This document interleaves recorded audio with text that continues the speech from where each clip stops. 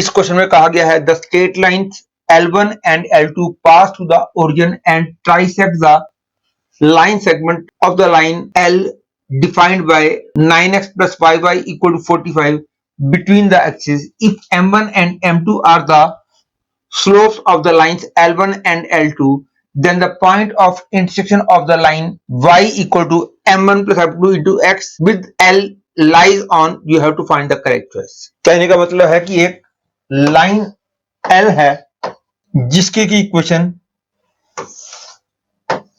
9x plus 5y equal to 45 है। हम दो लाइंस ड्रा करते हैं from origin which join the points origin and the point of trisection of this line segment. ये दोनों जो हैं they are points of trisection of the line segment AB. That is this length and this length are equal. Suppose इस point का नाम मैं C रखता हूं, इस पॉइंट का नाम मैं D रखता हूं। क्लियरली ये वाला पॉइंट जो है 50 है, ये वाला पॉइंट 09 है, तो C पॉइंट के कोऑर्डिनेट हो जाएंगे 10/3, 3 और ये वाला पॉइंट हो जाएगा 5/3, 6।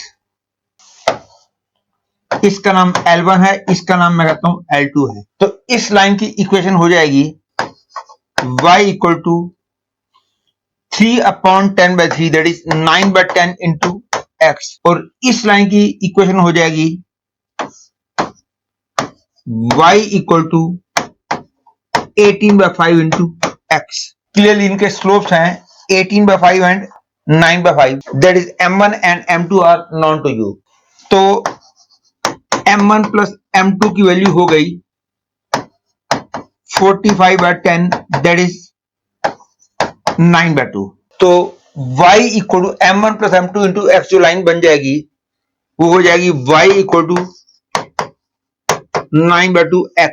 और अब हमने इस लाइन का और इस लाइन का पॉइंट ऑफ इंटरसेक्शन निकालना है, तो इसके लिए इस लाइन को और इस लाइन को मैं साइमल्टेनियसली सॉल्व करता हूं and to solve these two lines मैं y की वैल्यू इसमें पुट करता हूं। I get 9x plus 45/2 x equal to 45। From here I get 63x equal to 45 into 2 that is x equal to 5 into 2 by 7 that is 10/7 and if x is 10/7 y becomes 45/7. So point of intersection of the line this and L becomes 10/7, 45/7। अब ये वाला point किस equation को satisfy कर रहा है ये देखना बिल्कुल भी मुश्किल नहीं है। Clearly this is satisfying this equation, hence I can say third choice is the correct choice.